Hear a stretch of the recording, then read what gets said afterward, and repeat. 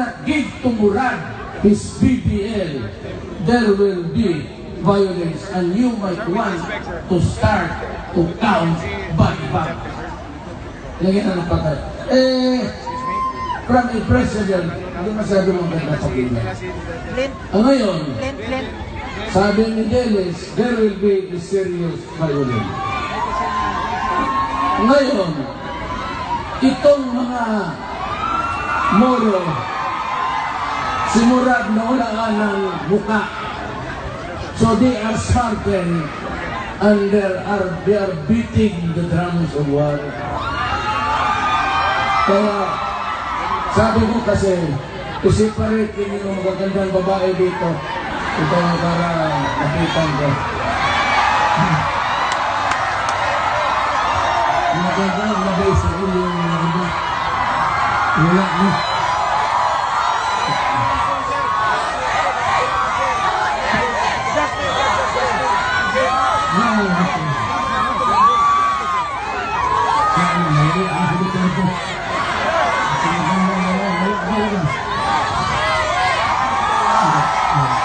Isa-isa yan, tulad ka. Mahilig mo lang kayo, palitan ko kayo yung asasita. Sino? That is a serious problem. Silang lahat, pati ako pumunta ko kayo Murad. Hindi ko naabutan Rostock into Jafar. Anto, yung mga Central Committee ng MI. Sabi ko, Brad,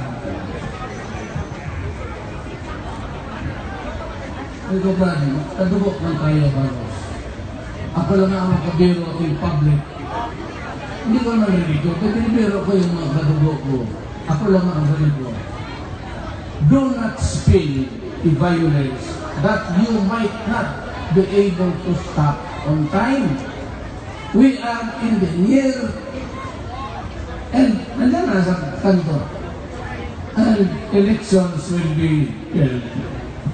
Ang akin lang kasi sabi ko, brad, inshallah, God willing, inshallah yung sabi. If I win, anong gawin natin? Pakain mo ako? O pakain kita? It is the grace. Sabi ko, hintayin na lang ninyo, mag-usap tayo, at ako ang bibigay ng the historic injustice committed to the Moro people at Mindanao. Kaya sinasabi ko, ano mo, Brad, we must remain one nation. We can change government kasi corrupt to the core ito. But as a nation, isa lang talaga. Hayaan mo na yung Mindanao. We live together in harmony. Kayong mga Olakbol! Olakbol! Olakbol! Huwag kayong matakot ng ganon. That is just praising God. Kasi parinig kayo makita nyo yung sa Middle East. Ay, di yan. Ito mga Maranao na dito. Maranao ka? Ito yung maiingay. Napunta ko ng lugar, pag mayroon mo,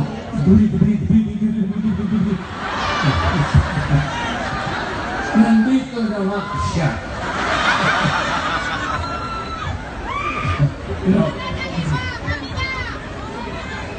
Alam mo, mga kapatid na mo, we must be one nation.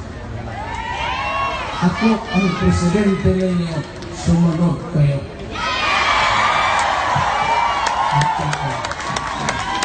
We're trying to fix the nation. Alam mo, ang usapan is to sign the Constitution. The underlying foundation of that Constitution is that it must be equal, there must be equality, there must be justice and brotherhood. Pumayag lahat, pati yung Moro pumirma, nagdugo nila. Ang lolo ko, tatay ko sa Visayas pumirma. The whole of Mindanao pumirma. Ilocano, Ilonggo, Pampanga. So we decided, despite or in spite of our differences, we come together as a Filipino. Ang problema nito, over the period of years, far unending. Makatikim ka lang ng isa, dalawa, pagsahon ni Magsaysay, may leaders here, and Ramos. But everybody else, putang ina, binababoy ang Pilipino. Talagang palitan ko itong gobyerno na ito kapag ako ang nag-presidente. It does not respond to the demands of a democratic Republican government. Ang nangyari dito, sila lang ang sa Maynila, pati ang political warlords at yung may pera. Kung sabihin ko sa mga bilyonaryong financier, ito yung presidente natin, sabi the rest of the science and law. Yes, sir. Ito, dito ang presidente natin. Yes, sir. Yung mga congressman, sumunod kayo. Ito ang presidente natin. Ito ang pinili ng Maynila ng putang ina nila. Yes, sir. Anong ginawa? Anong ginawa? Over the years, ilan ng tao dyan, they will decide kung sino ang presidente. Wala na tayong pakialam. Kailanman, over 100 years, there was never a time that the Moro or the Visayas were given the right to participate in government na malinis. I have been a mayor since 1988. It's now 2016. Gusto ko nang magpahinga. Kaya nga, dito yung anak kong mayor ng bugbog ng sheriff.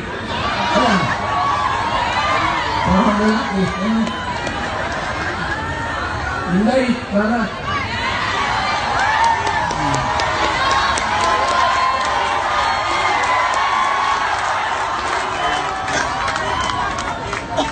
Sabi ko, Day, ikaw na magpahinga ako. Tsaka, yung nanay kasi, I give you 3 reasons. Sabi ko, I cannot run for president because I have a serious problem in the family. Second is that I'm old. Third, wala akong pera. So, lang nanay yung may third stage cancer. Minsan nag-usap ko, may tulugyan sila. Dumating ako, sabi niya, huwag ka na lang, tanda ka na sila, nakita siguro rin na ang katawang.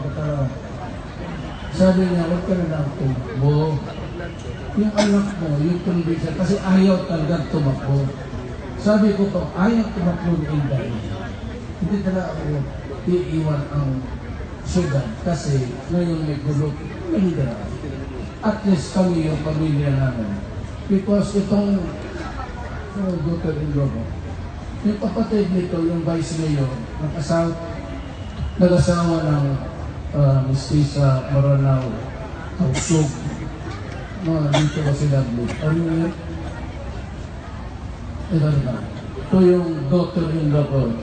Ito yung Mistisa Tausog Maranao. Ayun yung bayaw niya. Yung mother-in-law. Kaya sabi ko, hindi tayo pwede mag-ira-ira, ha? Magkadulot tayo ito. Kailangan mag-usap lang tayo. Okay yan, kapatid kong Moro. Okay yan. Buhay kayo! Okay. Ganito lang. Sila, okay lang sana.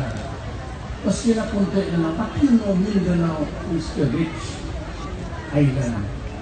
54% of the total export earnings sa bayan galing Mindanao, galing sa lupa.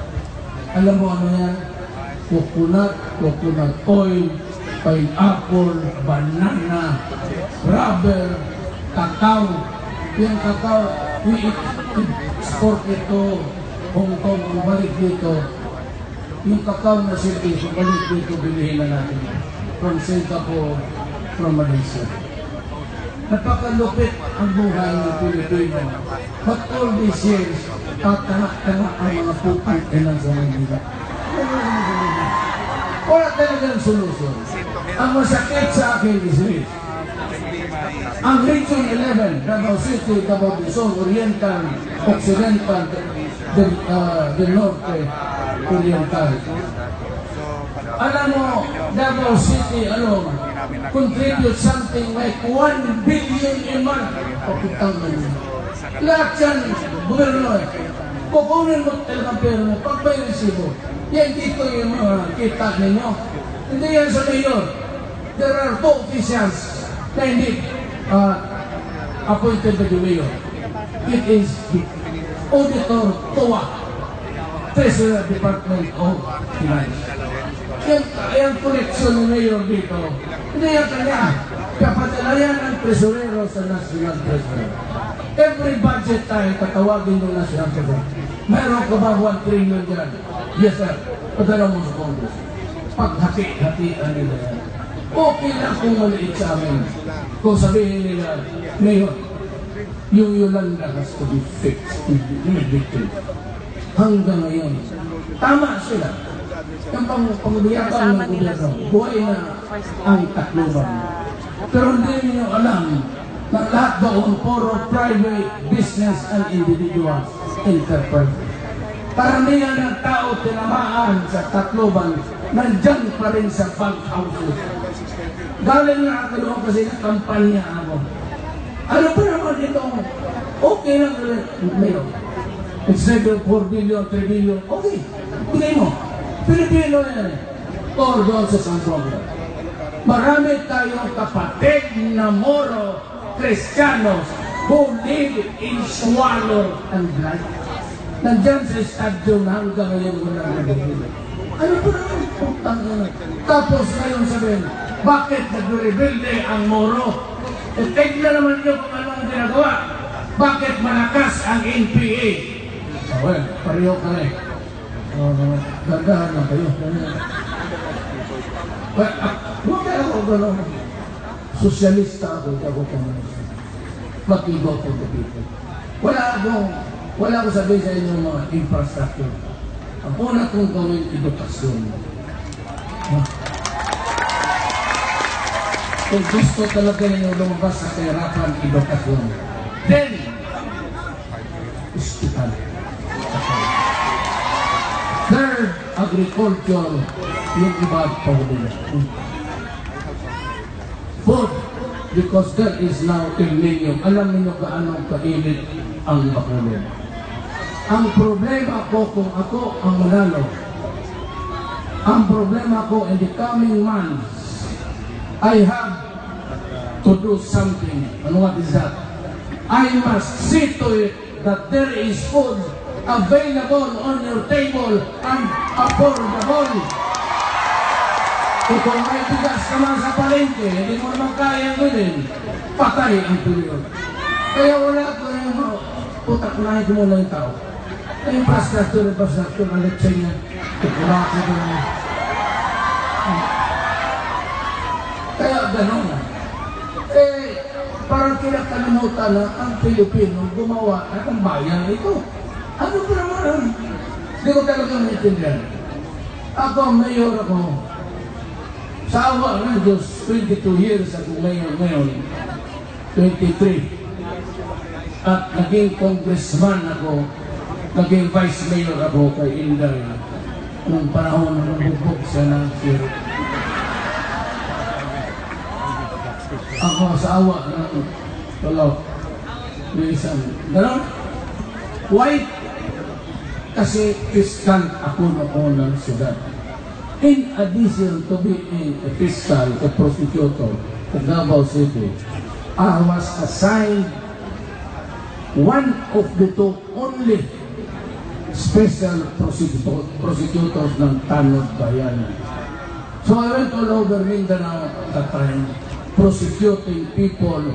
Yan. Ako may tatlong mayor ako convicted. Mag-treasurer 4. Yan ang trabaho ko. Kaya ako nung na-mayor ako, the extreme ultra lalo na yung pero. Kaya sino ang taga-Davao dito? Oh, sabihin ko mo sa kanila. Hindi, Sarah. Ako may pick up. Lang. 2016. Pick up lang. I never buy vehicles more than 1 million. Delikadesa yan. Hindi mo pera. Kaya itong mga tao sa gobyerno, kung minsan, mumurahin pa yung taong katransaksyon yan. You know, inshallah, if I make it, I will give you a clean government. Sigurado yan. Sigurado. Not in terms of years, not in months. First week pa lang, alam mo na ako na. Kaya kung makita ang taong Pilipino, I will formulate one policy o office of the President down to the barangay captain. Isang policy lang. I do not want people, Filipinos, na magpila. Ayaw ko yan. Kung hindi, itapon ko yung mga computer na putang yan. Akala ko ko yan. In Davao City, tanongin mo sila. Kung mag-apply ka ng permit or clearance whatsoever, 3 days. After 3 days, hindi mo na mag-transmit yan sa tao. You have to forward the papers to my office with an explanation. How come it took you more than 3 days to transmit it? Pag hindi, eh, sampalin kita o sipa. Hindi pa talaga ang tao. Ito yan. Gano'n yan. Alam mo, Pilipino, hindi mo madala sa ano mo, lalo na itong durugista, kriminal,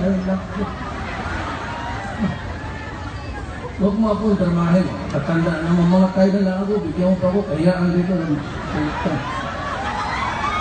Kaya mo, gaupot ka sa gobyerno, bayad ka sa tao, huwag mo may servisyo na maayo, kilti ka.